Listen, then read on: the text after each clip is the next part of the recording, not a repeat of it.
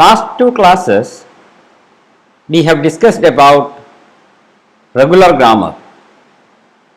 We saw how a grammar can represent a language, and we have seen many example grammars. And if you recall, every example regular grammar that we discussed represented a regular language, and the agenda for today is to see whether regular grammars exactly represent regular languages, and that is the topic for today. So, what class of languages is generated by the family of regular grammars? This is what we are going to see today. So, languages represented by regular grammars. We can have this claim: the class of languages generated by the family of regular grammars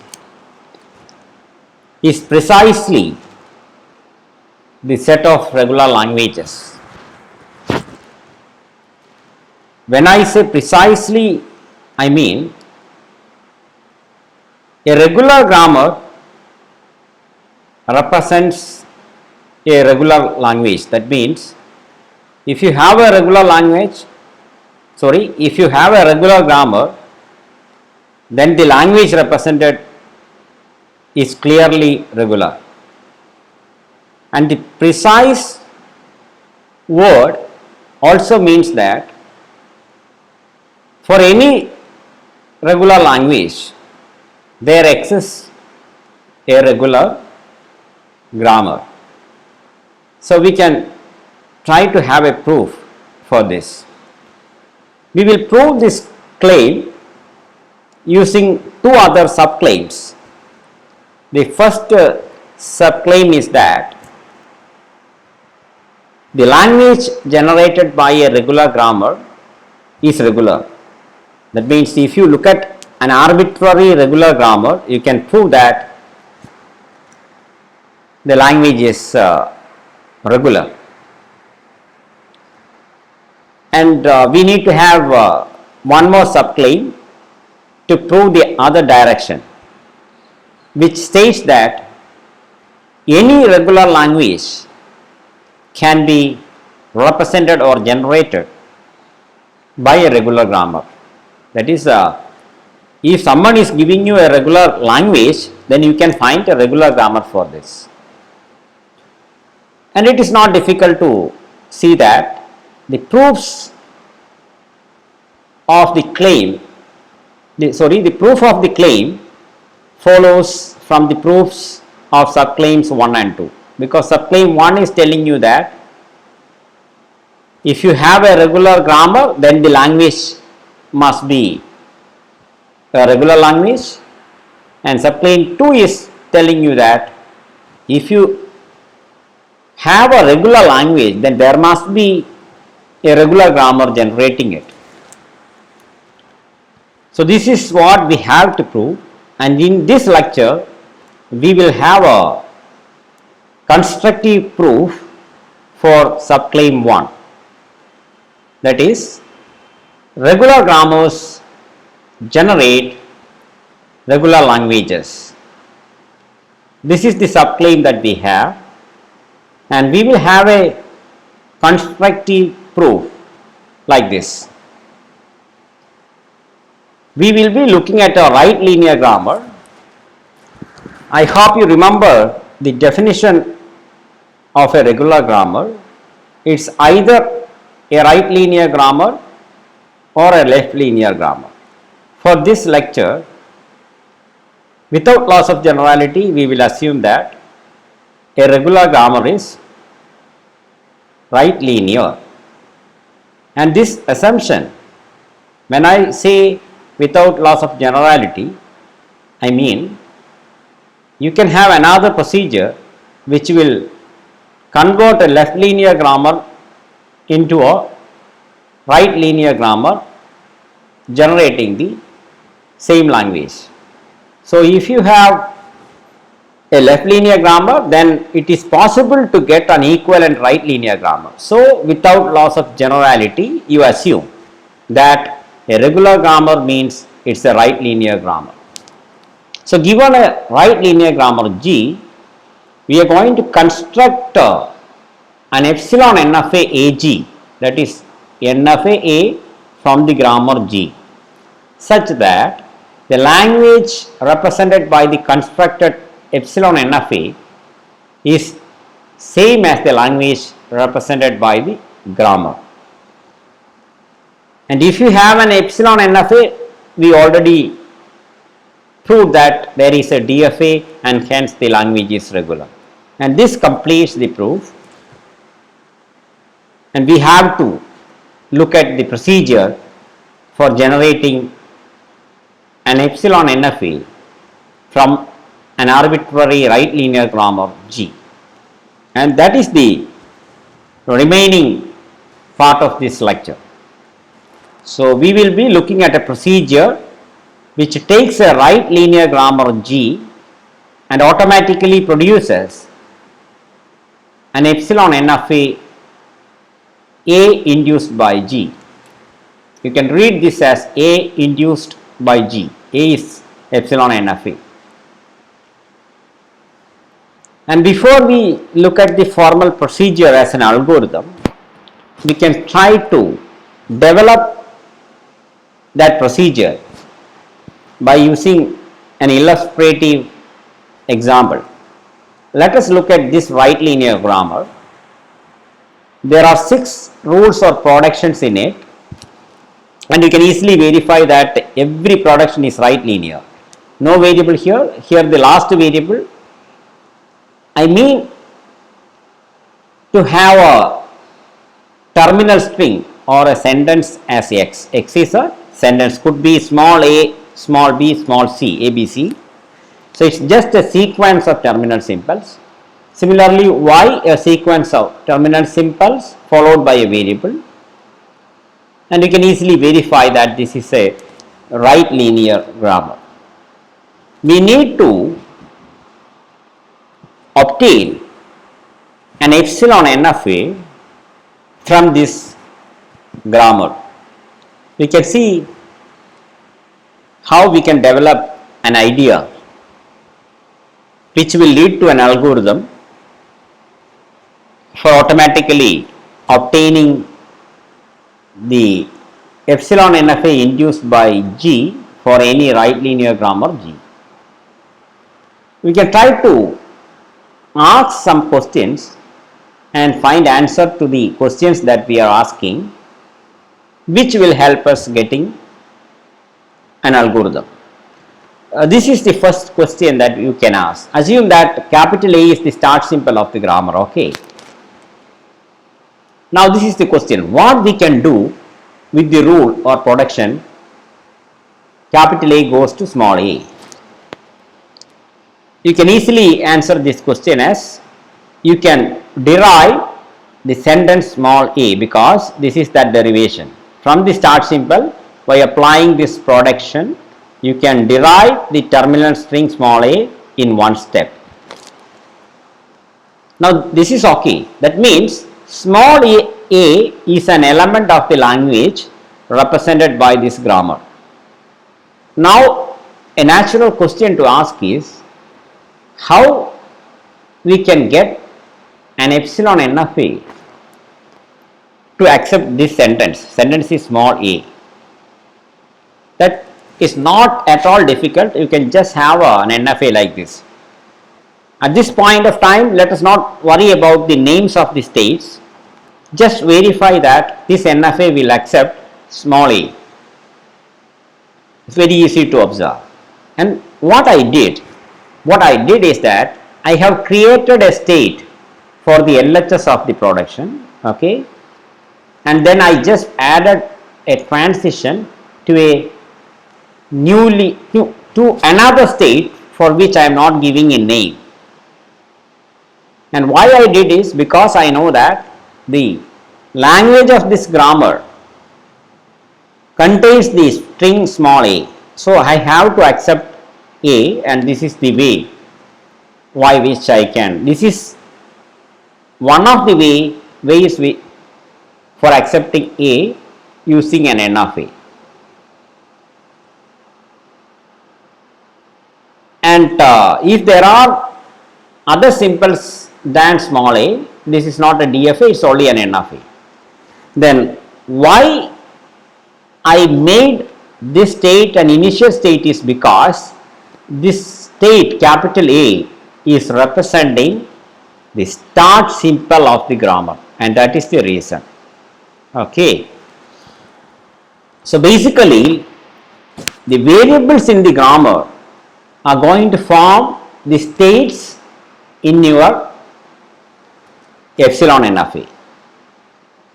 And other than those states, we need to look at the states for B and C that we will consider later when we look at the other transitions or rules in this grammar. Now note that you have capital A as a state, but this kind of a transition rule which is not having a variable in the RHS will demand adding more states like this nameless state. Okay, now please don't get worried about it. We will develop a procedure, and later on when we work with a more concrete example by replacing x and y, you will get it very clearly what we are doing. Okay, so this is what we do. And now the question is, if you look at the second rule, what you can do with that?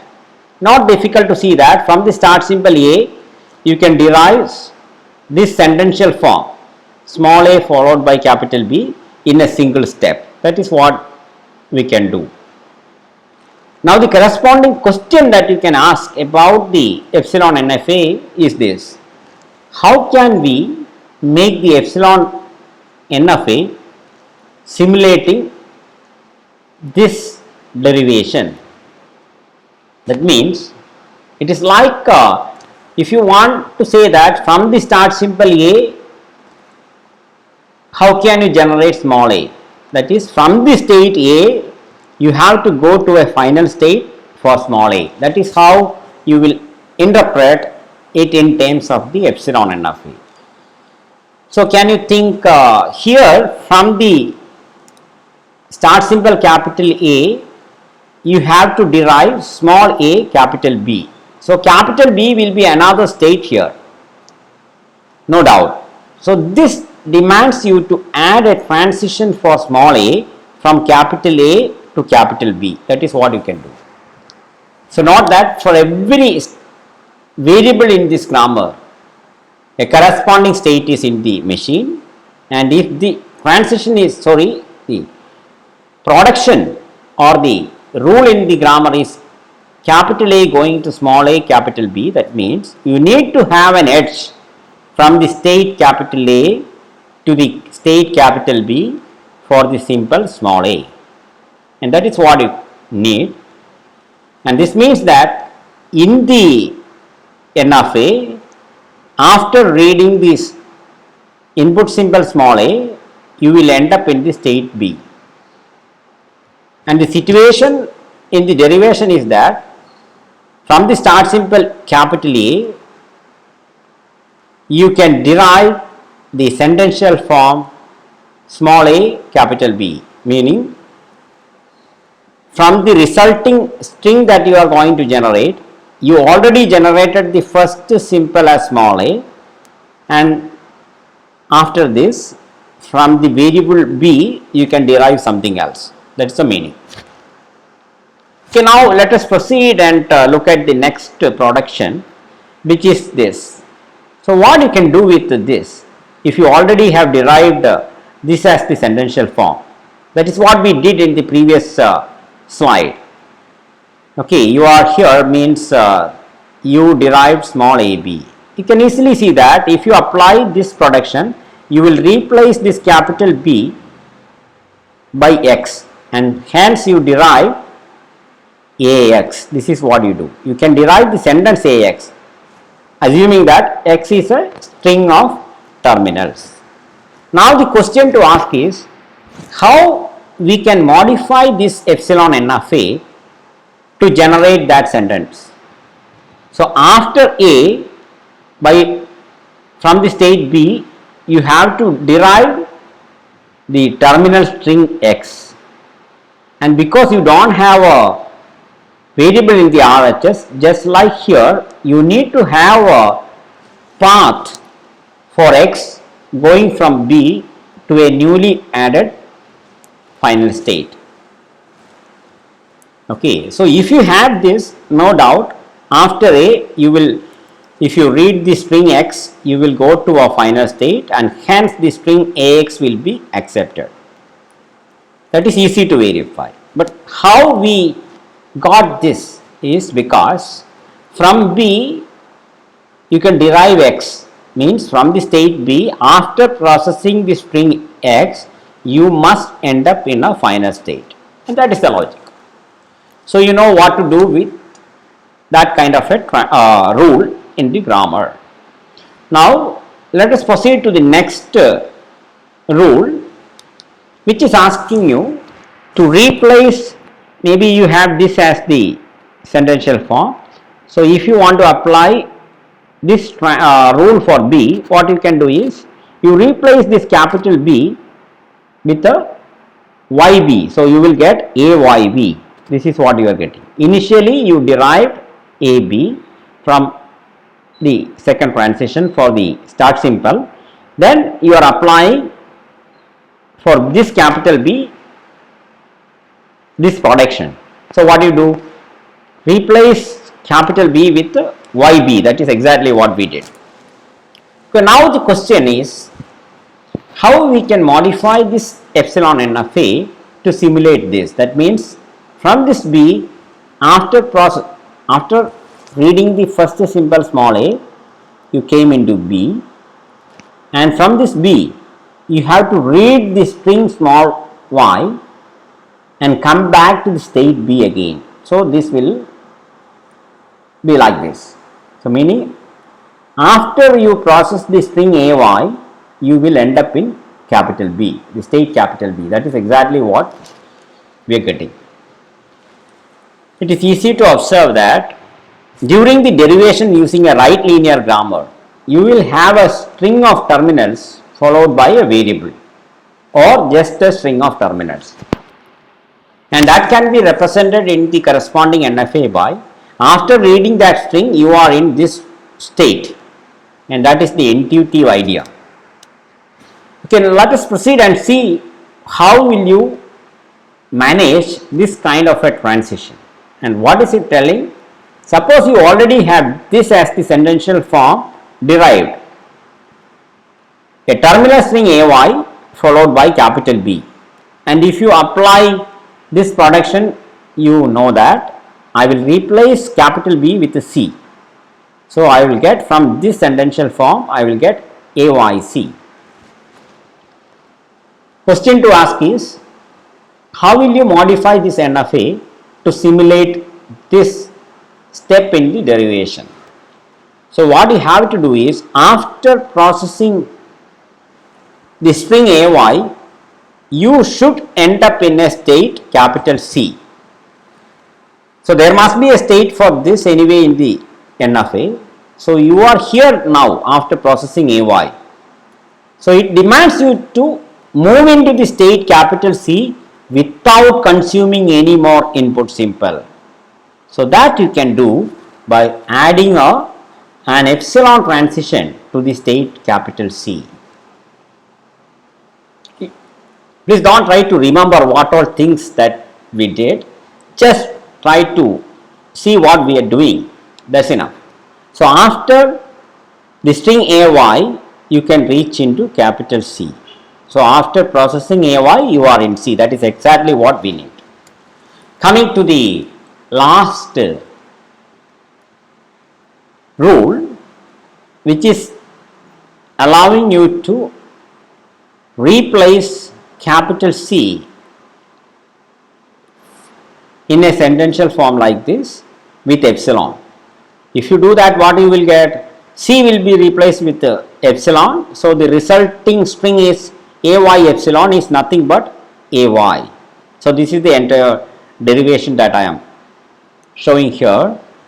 So you can derive the terminal string AY, okay, and which is happening from the state C. That means AY will let you come to C, and that is in the language means you have to make this state a final. So if you ask this question, how you can modify the epsilon n of A, that is this, to generate this sentence. What is the sentence? AY. So AY, now you are standing at state C. So it demands you to make this a final state, and that is what we did. Okay, now we finished the construction of the epsilon n of A, which is representing the language represented by this grammar, and hence the language is regular for this particular grammar.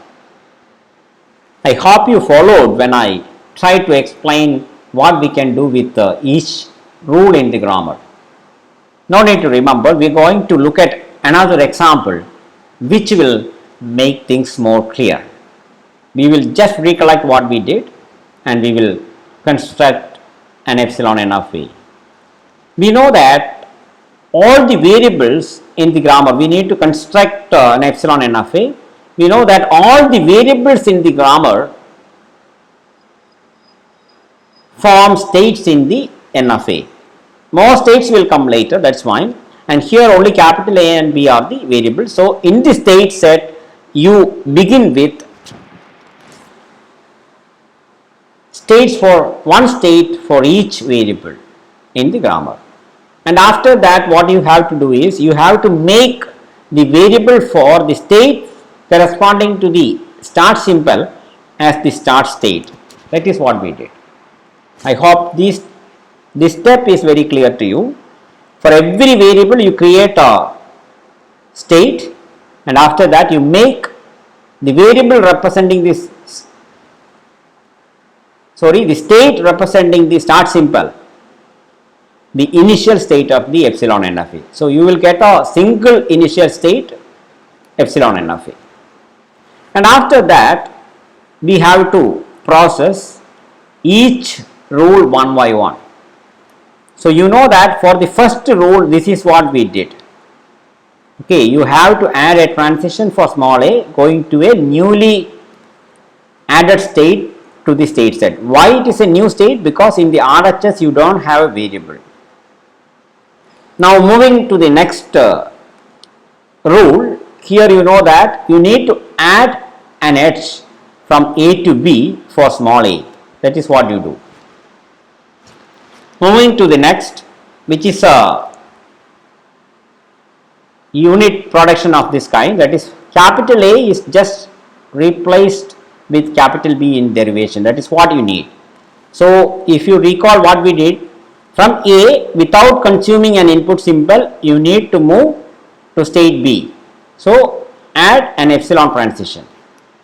That is what you need for this kind of a rule. Moving down to the next rule, which is this. So here it is a little tricky situation to handle. So this tells you that you have a state for B, you have it here. From the B state, after processing the input symbols B and A, you have to come back to B again. So this is what you can do.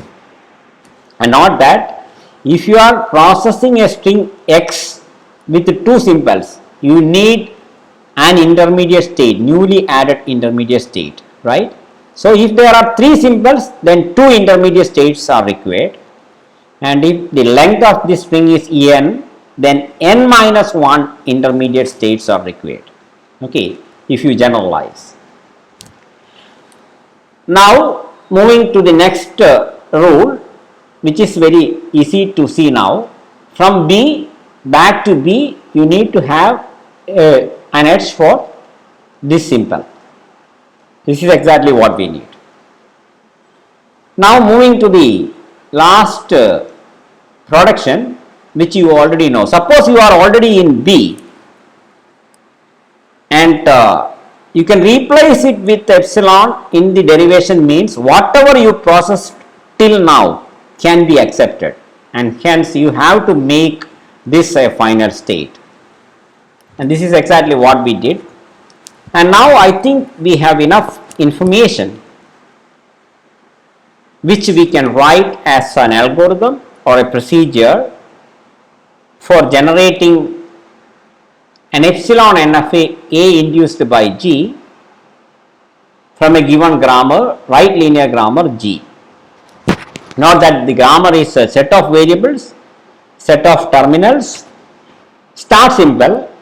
In the original definition we took it as capital S, but here I am taking it as capital A because I am using capital S as the set of start states for the required N of A. So please try to remember that capital A is the start symbol of the grammar and then set of productions.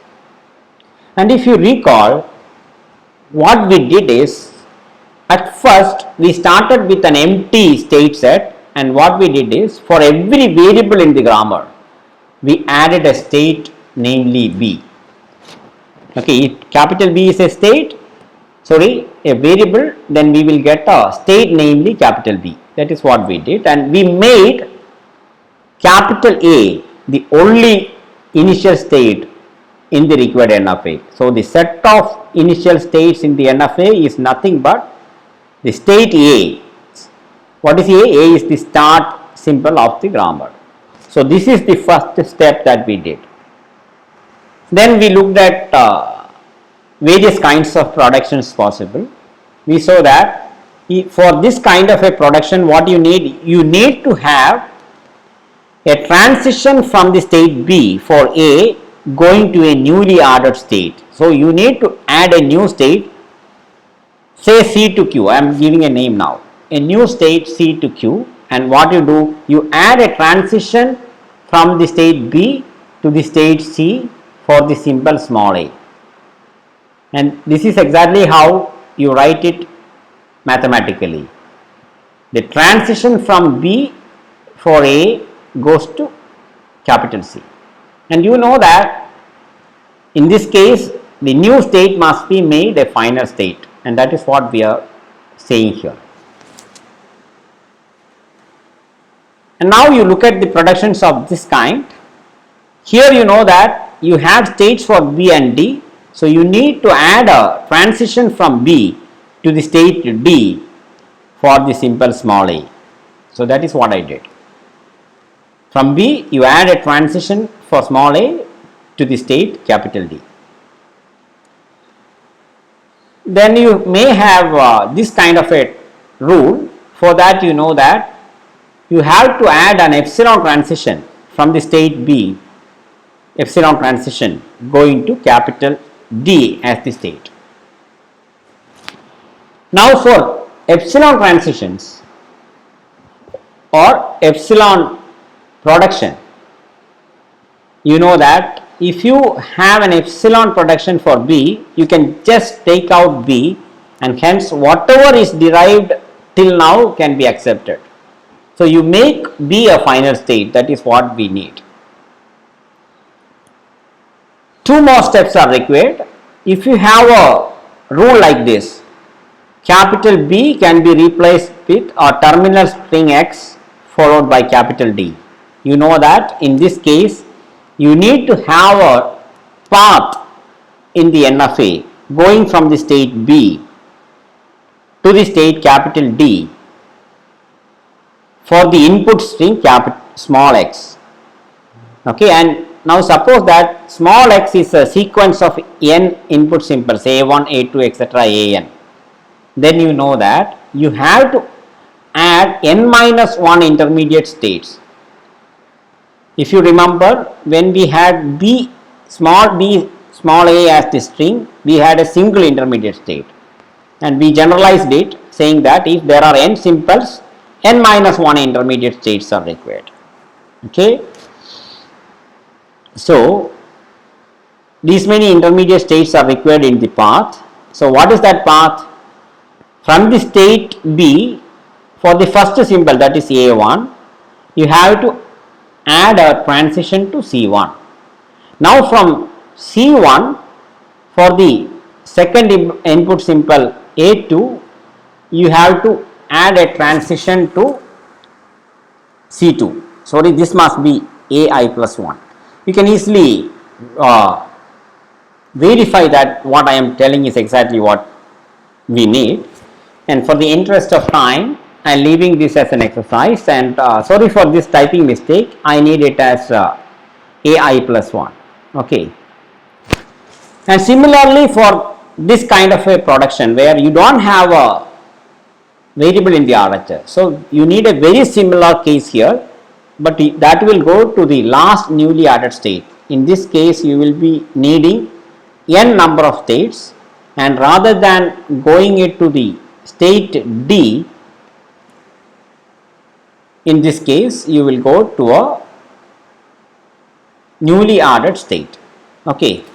And I am leaving this as a homework exercise to read and understand what we stated over here, and here again this must be AI plus 1, because first you are adding a transition from B for A1 to C1, then from C1 for A2 you need a transition to C2. So actually what you need is CI AI plus 1. When you substitute I as 1, you will get C1 A2 to C2. And with this we are finishing this lecture, and I am giving you a practice question as exercise for you to practice and understand how can you come up with an epsilon NFA from an arbitrary right linear grammar. So I am asking you to first predict what is the language represented. You have to do it first, then you obtain the epsilon NFA and verify that the epsilon NFA is generating the language represented by the right linear grammar given to you.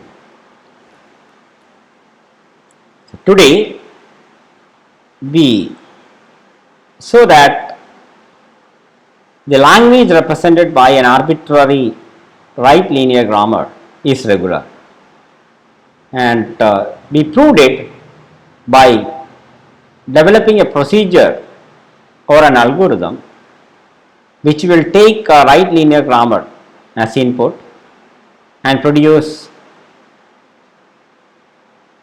an epsilon NFA representing the same language as output, and hence we concluded that an arbitrary right linear grammar represents a regular language. Thank you.